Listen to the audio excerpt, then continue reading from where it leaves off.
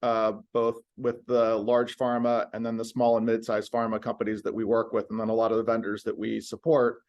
I think we're still in the early days of how AI is going to enable or change a lot of the existing processes that these companies operate. So if you kind of look across life cycle, I mean, obviously a lot of the early news tends to be on the use of AI in drug discovery, particularly around techniques like protein folding and other.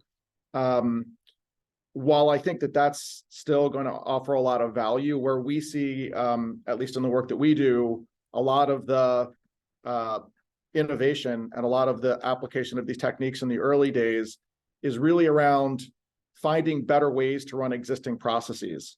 So if you think about the life cycle of a drug, many of our clients are starting to apply these techniques in ways that they find to be much more controllable and frankly, much easier to govern.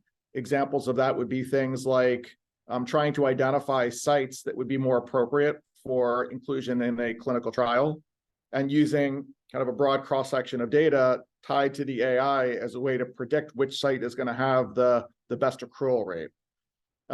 We also see clients using these techniques for trying to predict trials outcome.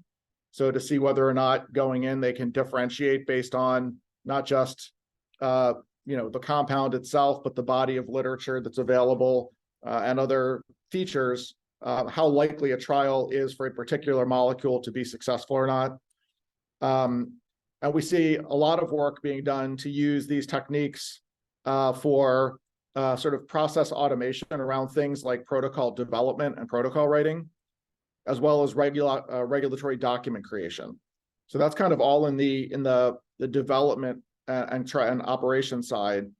On the commercial side, where we tend to see these techniques being used in the early days is around things like rare disease patient finding.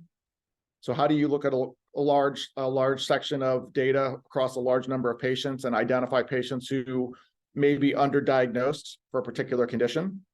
And then a lot of it is also being used for commercial analytics automation. So if you think about the notion of repetitive analytics to be able to do various types of study work, it's basically things like code copilots and other techniques to be able to help automate some of the study generation and analytic generation work. But it still is very early days. I don't think we've seen yet a body of work emerge where everybody can point to and say, yeah, they're getting a definitive, differential value out of some of these use cases. Yeah, that's great, especially because you're talking about use cases that go beyond discovery. We've had a lot of folks talk about discovery, some about development and regulatory document submission, but very few about commercial. What about manufacturing and supply chain? Are you seeing anything there? That's a little bit outside of our purview. So okay. I'm sure that they're probably doing something, but we don't really talk to those people. So yeah, no, fair enough. So maybe if you could take an example or illustrate something that's on the commercial side with an example. You don't have to name the company if you're not comfortable doing that, but just something that's just really tangible and pragmatic for folks to think about how you actually use AI in the commercial setting. Sure. So in the commercial setting, one of the main use cases that we've seen a lot of interest around is patient finding or coming up with better ways to create a diagnostic algorithm that allows someone, whether it's the clinician or somebody looking at the data, to identify a patient who is at risk for disease. And there's really kind of two ends of the spectrum for where that's playing out. We're seeing a lot of work done in rare disease patient diagnosis. So if you think about the diagnostic journey for a patient with a rare disease, oftentimes that may be a multi-year journey where they're seeing a lot of different clinicians, and that conclusive diagnosis oftentimes is an accumulation of features that often ends with some sort of definitive genetic testing. The early interest has been really, can you go further back up into that workflow and identify those patients sooner so that you can funnel them for testing and get them onto the appropriate therapy if possible? So there's a lot of work being done there, and that's effectively just a large pattern recognition problem and feature assembly problem. The other area that we're starting to see work being done is trying to tease out very targeted phenotypes amongst broad populations. So if you think about even in cardiovascular disease, there may be very specific genetic subtypes that are much more susceptible to heart disease than others. And so using these techniques combined with large-scale data access, we're seeing people starting to work on problems around how do we actually identify these very small pools of eligible patients, even in relatively broad markets that prior to this appeared to be somewhat heterogeneous. Got it. Great. And I did notice on your website there's a fair amount of talk or discussion around real-world evidence. Yes. So I mean, some of that presumably is used in what you've talked about, but are there other applications there? Yeah, I mean, for real-world evidence, the use cases to date are still limited to some of the work around trying to automate the protocol writing and automate some of the code generation. That process still tends to be a relatively manual process. And, our view is that the ability to sort of recreate studies more efficiently without having to have the high labor component that you would traditionally have when you have research scientists that have to do every step of the process. That's probably where you're going to see the earliest use. FDA has started to publish some guidelines around the use of AI, but I think it's still early days, and many of our stakeholders that do evidence generation work still don't fully trust the kind of black box nature of how some of these techniques are actually applied. Great. So you anticipated where Satish and I want to go next, which is this issue of trust or the black box elements and so on. We all know what the risks are, but in general for AI, how do those risks apply specifically to or differently to biopharma? So I think for biopharma, the risks that you would observe are the same as they would be in many other areas, with one additional note, which is that because it's such a regulated industry, there is a need for work that's done to be both transparent and reproducible. And one of the challenges that you would envision occurring here is the ability to look at a study or look at data or a conclusion and be able to go back and say, how did we get to that conclusion? And can we recreate that answer? Yeah. So from an analytic standpoint, I think they're still concerned that if you use an AI-driven technique, how are you really going to tease out those threads of reproducibility and trustworthiness?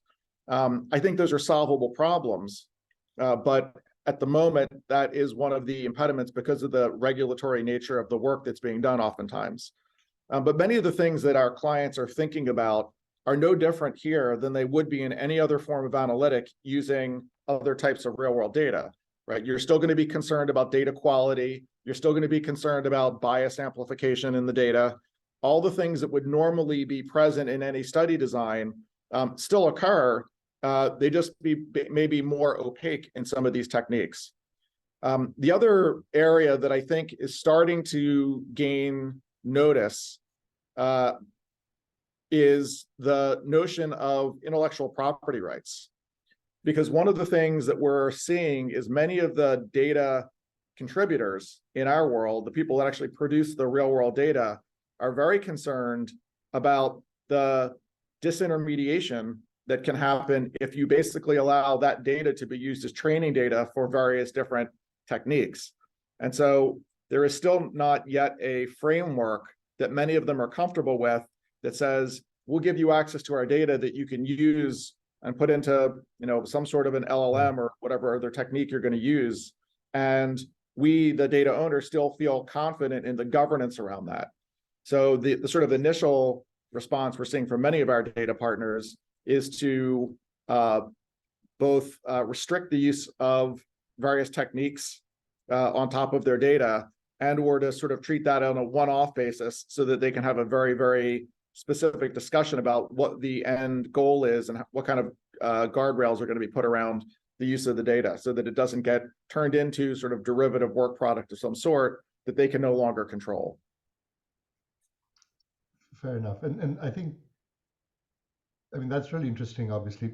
Maybe we can delve a little bit more into what that framework needs to be to provide that assurance. And, is it, you talked about regulation, but I'm wondering, is it coming more from the regulatory side or concerns around bias and, unethical use of the data, or is it coming more from a purely business construct that this is our IP and or our asset and IP we should have Yeah. control over it? I think the early concerns are really coming more from a business or a commercial standpoint. Most of the data partners that we work with view this data as an asset, and the concerns that they have are sort of preceding any real regulatory concern. And I think the problem that we're running into is that both the data contributors, whether it's a health system or a payer or whomever, they're not particularly familiar at a commercial level with many of these techniques. So they don't really understand what's happening. And as a result, it's just easier for them to say no to those use cases because they're not quite clear what that end work product is going to be. In the days where you basically license data to do a study or you access data to do a study, and the work product was going to be a publication, for example, it was pretty clear that that was the derivative work product, and everybody was very comfortable with that model. But in a world where I can basically tease out sort of nuance and build models on top of the data, then I no longer need the training data. Or in a world where I can create synthetic versions of the data and no longer need the training data, the concern that the data owner has is that they are both losing control of their asset and they're creating economic value that they're not benefiting from. And so we're still trying to work out with them what framework is going to be acceptable. I don't know that it's a regulatory problem as much as it is a commercial problem. And one of the challenges with much of this data is techniques that might work elsewhere, things like watermarking, don't really work well with this type of data, just because of the nature of how the data is used. So the traceability of the data itself becomes a bit of a challenge. Fair enough. So what happens if you were to use techniques such as privacy preserving ways of getting at the data that can combine across multiple data sets, etc.? Does that dilute some of these issues, or because that certainly takes care of the privacy and other kinds of issues, but does that address some of this sort of concern?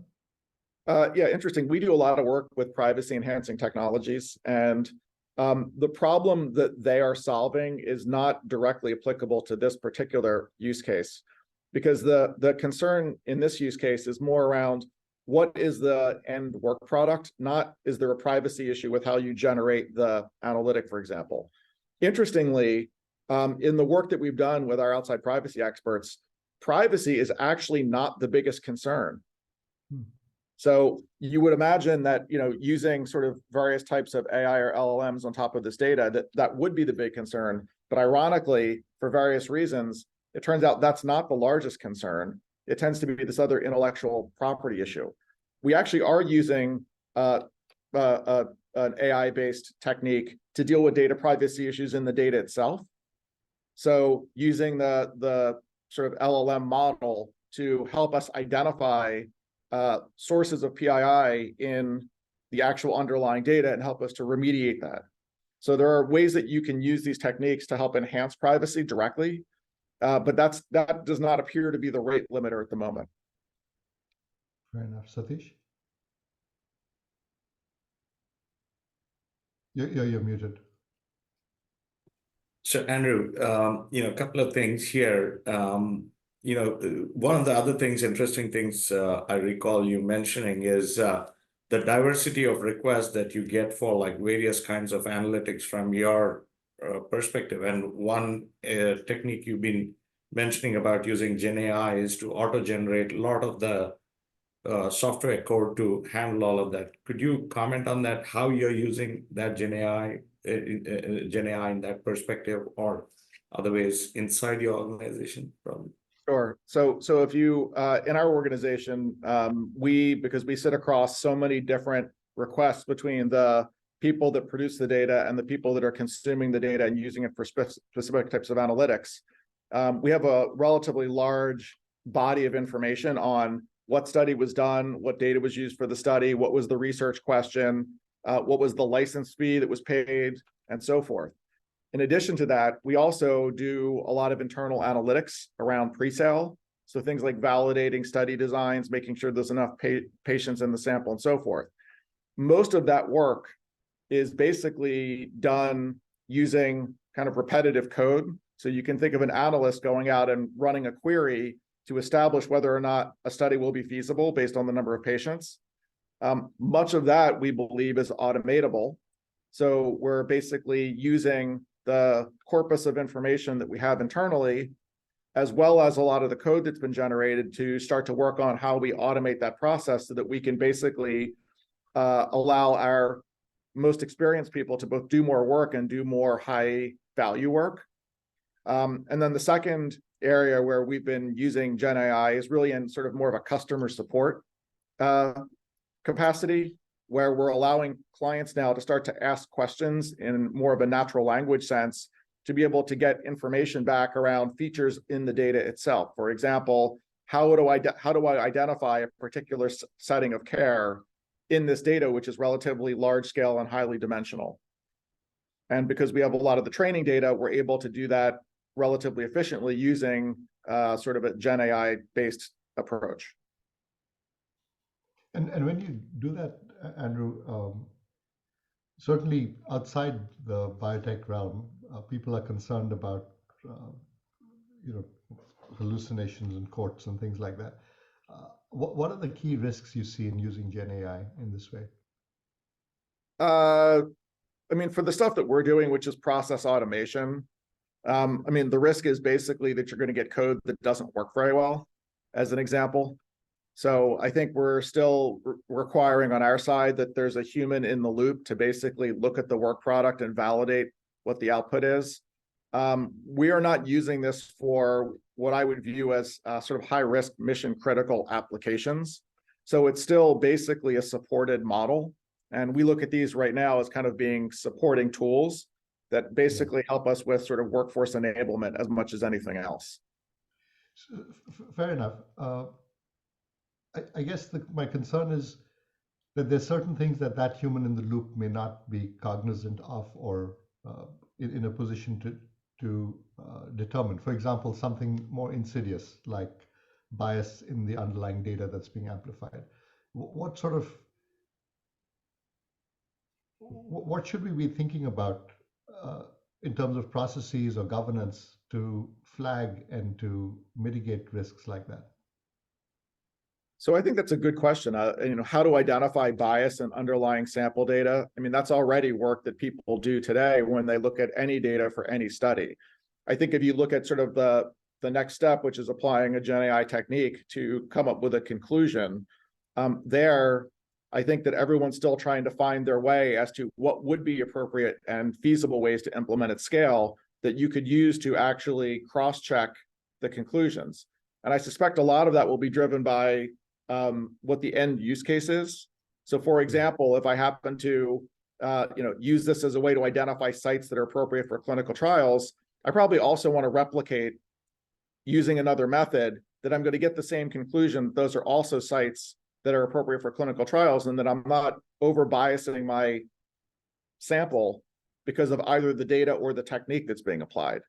But one could argue that that is no different than the problem that you would deal with today in any study design, right? It's this idea of reproducibility. And I think that as long as we can start to reproduce these conclusions using different methods, people will become more comfortable with the means to do so. Yeah, no, fair enough. And I completely get your point that it's very similar to any statistical technique. You've got to have careful thinking about these things. I guess a lot of the concern is around, for instance, when you're using AI to generate data or using synthetic data, are you ultimately relying on the same underlying data set? So even if you use different techniques, you're going to get the same answers, which sort of gives you a false validation, right? That's true. And I'm actually a bit of a skeptic on the use of synthetic data for many of these types of problems. In our experience, synthetic data, particularly for very, very small cell sizes, is highly susceptible to training bias. Yeah. And it's very difficult to get it right. And in our world, the reason we typically don't rely on synthetic data is because we have a framework that you can actually use the actual data itself. And you're just, even while there may be bias in the actual data, it's 1 degree less. So, You know, before AI, synthetic data was called fraud. yeah, exactly. In a study. Anyway, so just got a couple of minutes. Maybe end with a vision for the future from you for AI and biopharma. So I think if you look at sort of the two areas that, broadly speaking, you're going to see the most improvement, one of them, I believe, is actually going to be in discovery. But I think we're still in the early days of how that all plays out, because many of the ways that drugs move from sort of early stage discovery to feasibility still has not fully benefited from the use of AI. And in fact, actually, many sort of drug hunters, some of the more traditional ones, are still a bit skeptical of how well these techniques are going to work.